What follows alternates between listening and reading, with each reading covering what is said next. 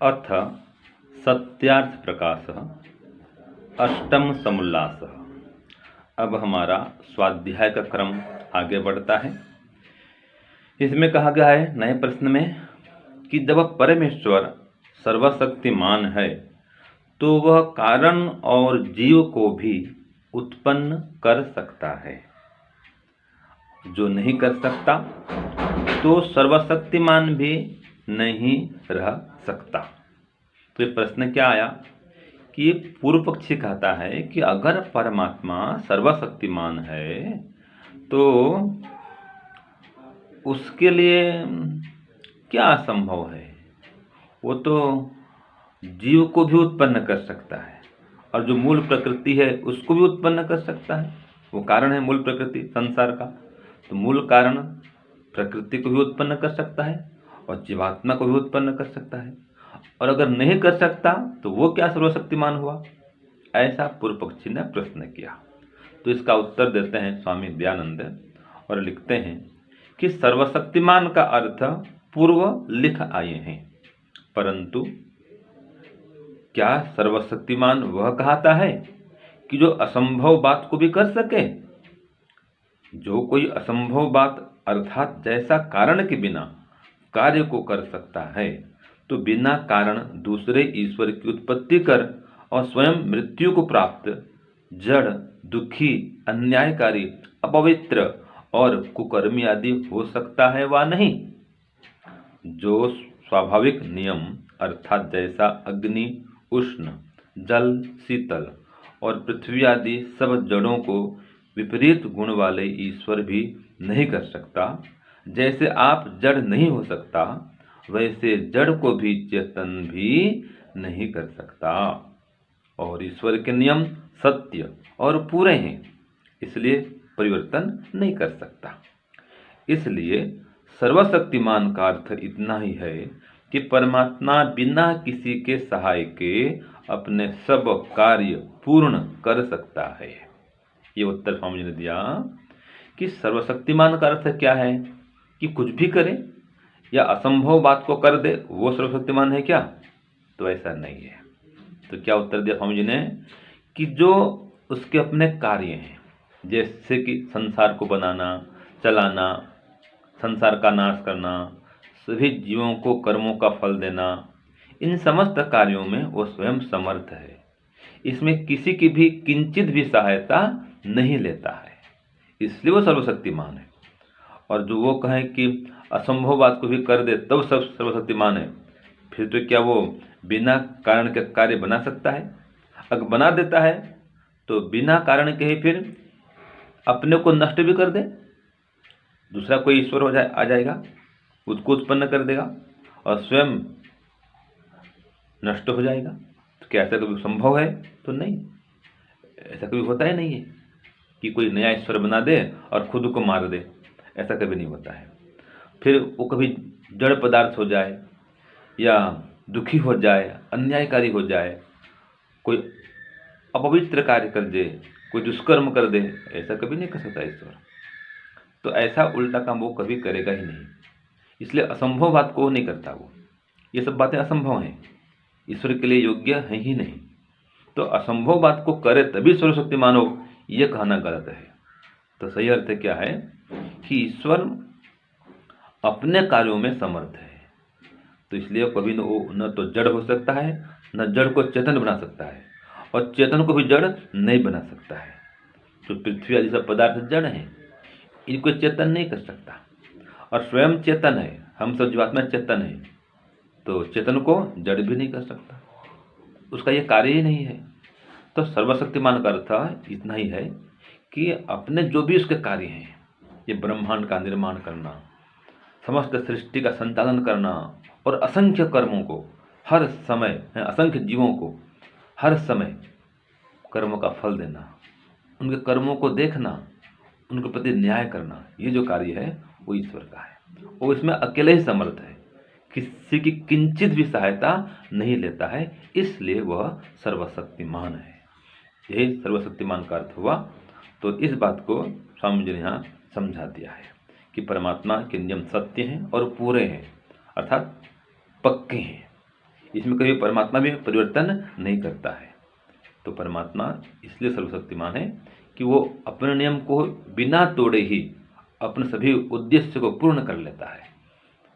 सृष्टि रचना करना उसका उद्देश्य है, जीवों को सुख पहुंचाना उसका उद्देश्य है, हम सबका कल्याण करना उसका उद्देश्य है। वो कर लेता है बिना किसी सहायता के, हमारे दुखों को भी दूर कर देता है, हमें मोक्ष भी दे देता है, और फिर बाद में संसार में लाता भी है, संसार बनाता भी है। तो इस प्रकार अपने कार्य में वो स्वतंत्र है। तो परमात्मा सर्वशक्तिमान है। ओम शांति ओम सम। प्यारे भाइयों बहनों, सादर सब प्रेम नमस्ते।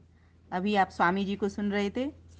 बहुत अच्छे से उन्होंने महर्षि दयानंद को पढ़कर सुनाया कि किस प्रकार से पूर्व पक्ष ने प्रश्न उठाया। पुनः एक बार पहले भी हम इस प्रश्न को समझ चुके हैं, पढ़ चुके हैं, सुन चुके हैं, और फिर दोबारा से इसको थोड़ा सा परिवर्तन करके इस प्रश्न को रखा गया है, जिससे कहीं भी किसी भी कोने में किसी की कोई भी भ्रांति और भ्रम ना रहे, एकदम स्पष्ट हो जाए।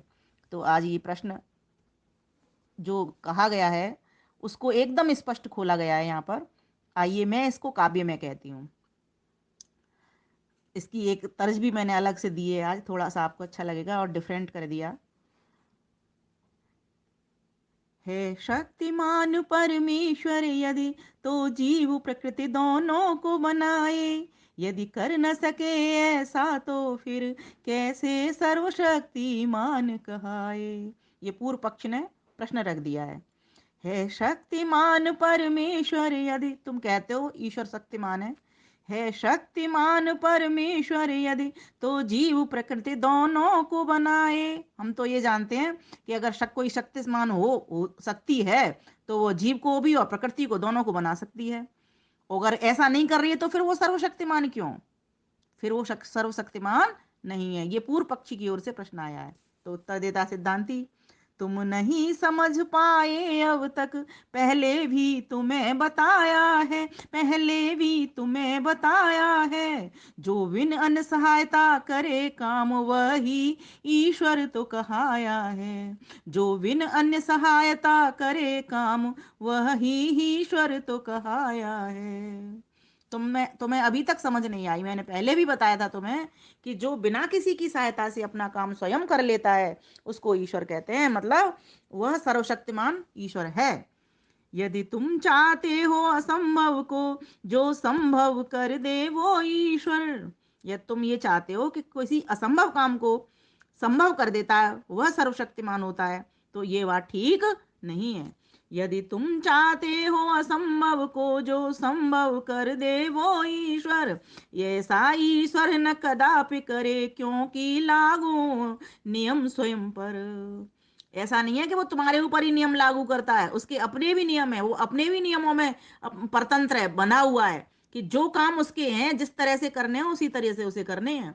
वो कभी भी असंभव को संभव नहीं करता। जो काम संभव है उसके लिए हैं उन्हीं कामों को वो करता है। तो उसके जो जो काम है, सृष्टि को बनाना, पालन करना, संहार करना, कर्मों का फल देना, ठीक है, और वेद का ज्ञान देना, ये मुख्य मुख्य जो काम है, और इसके अलावा भी हजारों काम है, उसको तो शतक्रतु कहा गया है।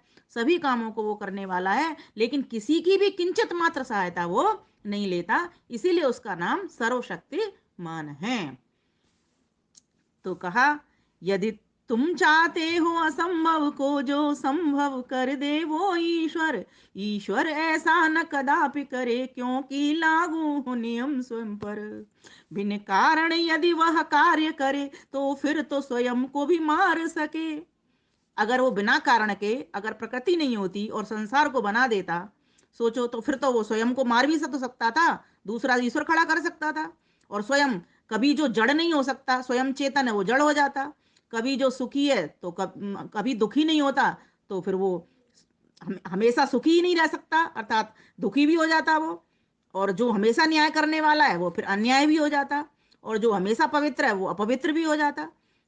ठीक है, तो ऐसा ऐसा वो हो जाता, लेकिन उसको तो ऐसा कभी होते देखा नहीं है। नहीं तो सारा सिस्टम गड़बड़ा जाएगा, क्योंकि जड़ अगर वो हो गया तो कैसे संसार को बनाएगा, संसार बन ही नहीं सकता। ठीक है, तो ये सारे के सारी चीजें एक दूसरे से संगति पूर्वक हैं। जड़, दुखी, अन्यायी, अपवित्र, ये कौन होते हैं? जो एकदेशीय हैं, जो शरीर में प्रवेश करते हैं, जीवात्मा है। जीवात्मा कैसी होती हैं? ये दुखी भी होती हैं, ये अन्याय करने वाली भी होती हैं और ये अपवित्र भी हो जाती हैं। तो इस प्रकार से वो ईश्वर कभी भी ना दुखी होता, ना वो अन्यायी है बनता, और ना कभी वो अपवित्र होता, और ना कभी वो जड़ भी होता चेतन में से, ऐसा भी नहीं होता। तो और जीवात्मा भी जड़ चेतन, कोई चीज चेतन की जड़ हो ही नहीं सकती, नहीं तो वो जीवात्मा को भी कर देता, ऐसा भी कर देता, तो फिर वो अन्यायी हो जाता।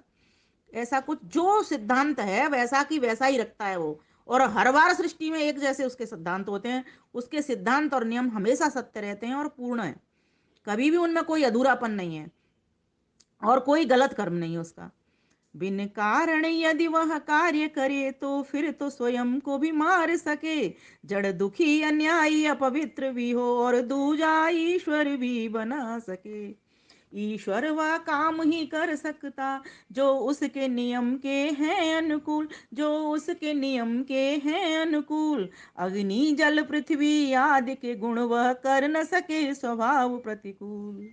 ईश्वर वही काम करता है जो कि उसके न्याय नियम के अनुकूल हैं। इसीलिए ईश्वर सच्चिदानंद के साथ ईश्वर न्यायकारी भी है। वह कभी भी ऐसा नहीं कर सकता, अगर अग्नि गर्म है तो उसको ठंडी कर दे, जल का स्वभाव कैसा है ठंडा, तो उसको गर्म कर दे।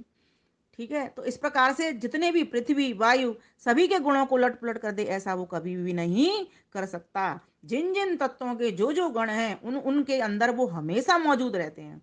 और ये इस बार के संसार के नहीं, पहले भी उसने जितनी बार संसार बनाया और आगे भी बनाता रहेगा। ये जगत तो प्रवास है, अनादि है, हमेशा बनता है बिगड़ता है इसी तरीके से। तो अब जीवात्मा अपने कर्मों को करके, अच्छे कर्मों को करके वो मुक्ति की राह की ओर जाना चाहता है, तो वो निष्काम कर्मी बनता है। तो ऐसा हमको समझना चाहिए। तो उन्हीं और हमेशा न्याय करता है वो, जिसके जैसे कर्म होते हैं उसी के अनुसार सबको फल वो देता है। वो कभी भी उलट पुलट नहीं करता। ना हो सकता वह स्वयं भी जड़, और वो खुद भी जड़ जड़ नहीं बन सकता। ऐसी उसकी ताकत नहीं है कि वो अपनी चेतना को खत्म कर जड़ हो जाए, और जड़ की चेतना को खत्म, जड़ का स्वभाव खत्म करके उसको चेतन कर दे। इस संसार को भी वो चेतन नहीं कर सकता और जीवात्मा को भी वो जड़ नहीं कर सकता, ये उसके हाथ में है ही नहीं। ये तीन सत्ताएं जैसी स्वभाव से शुरू से हैं, तीनों सत्ताएं अनादि हैं, वैसी की वैसी ही रहती हैं, इनमें परिवर्तन ईश्वर की भी हिम्मत नहीं है कि वो कर दे। जैसे ईश्वर हमारे भविष्य की बात को नहीं बता सकता कि हम अगला कदम कौन सा रखेंगे, वो ये तो पता है कि यहाँ भी ये भी रख सकता है वो भी रख सकता है, लेकिन ये नहीं वो कह सकता बिना हमारे मन में आए विचार के कि हम अगला कदम कौन रखेंगे। इसीलिए ईश्वर के भी कुछ नियम हैं, कायदे हैं, कानून हैं। वो अपने नियम कायदे कानून में बंधा हुआ है, वो उनका उल्लंघन कभी भी नहीं करता, अपनी मर्यादा का उल्लंघन कभी भी नहीं करता, क्या कर नहीं सकता। तो ये चीज समझने की है। ईश्वर वह काम ही कर सकता जो उसके नियम के हैं अनुकूल, उतने ही काम कर सकता है जो उसके न्याय नियम में है। अग्नि जल पृथ्वी आदि के गुण वह कर न सके स्वभाव प्रतिकूल। ना हो सकता वह स्वयं भी जड़, ना जड़ को चेतन कर सकता, ना जड़ को चेतन कर सकता। उसके सब नियम सत्य पूरित इसलिए बदलाव न कर सकता। उसके सब नियम सत्य पूर्ण इसलिए बदलाव न कर सकता। इसलिए सर्वशक्तिमान का अर्थ बस मात्र इतना ही समझना है, केवल इतना ही समझना है। बिन अन्य सहायता के ही बस सब काम स्वयं कर सकता है। बिन अन्य सहायता के ही बस सब काम स्वयं कर सकना है, सब काम स्वयं कर सकना है। यहाँ जो समझने योग्य बात हैं वे चार हैं। किसी को बताने के लिए, नहीं करें असंभव को वह संभव, नहीं करे असंभव को संभव, पहला। नहीं अन्यायी हो अन्याय करे, ये भी उसके हाथ में नहीं है, वो अन्याय कर ही नहीं सकता, ये उसके स्वभाव में ही नहीं है, स्वभाव को अपने को बदल ही नहीं सकता वो। असंभव को संभव नहीं कर सकता, अन्याय से अन्यायी से अन्याय नहीं कर सकता वो, कि वो अन्यायी होकर के अन्याय करे। वो न्यायकारी है, न्याय ही करता है। अपने हर काम को बिन किसी के सहायता के सत्य और पूर्ण करे, और अपने काम को किसी की सहायता की उसको आवश्यकता पड़ती नहीं है, क्योंकि वह पूर्ण है। ठीक है, और कभी गलत नहीं करता, हमेशा सत्य काम करता है। जहां गलती होती है तो वहां पर वो किसी की, और व्यक्ति के भीतर गलतियां होती हैं बहुत सारी, और सहायता भी वो लेता है औरों से, इसीलिए तो वो बार बार बदलता रहता है अपने आप को, किसी से कुछ सीखता है, किसी से कुछ सीखता है, उस क्योंकि वो अपूर्ण है, अल्पज्य है। लेकिन परमात्मा तो सर्वज्ञ है, सर्वशक्तिमान है और पूर्ण है और सत्य है। सत्य है, चित्त है और आनंद है, आनंद स्वरूप है। जीवात्मा, सत्ता तो है जीवात्मा की, लेकिन क्या करता है वो, इस संसार में आकर के वो झूठ और सत्य दोनों का सहारा लेता चलता है अपने स्वार्थ में पड़ करके। और जब वो सकाम कर्मों को छोड़ देता है, निष्काम कर्मी बन जाता है, परमात्मा के कामों को हाथ में ले लेता है, तो फिर वो सही काम करता है, क्योंकि उस परमात्मा की शरण मिल जाती है। तो इस प्रकार यहाँ समझना चाहिए कि ईश्वर तो न्यायकारी है और वह बिना किसी सहायता के, किसी और की सहायता के अपने सारे काम पूर्ण कर लेता है। लेकिन जीवात्मा को तो बिना सहायता के कोई काम हो ही नहीं सकता। पग पग पर जब से जन्म लेता है तब से लेके अंत तक हर काम वो सहायता से ही करता है। इस प्रकार से हमको समझना चाहिए। धन्यवाद, नमस्ते।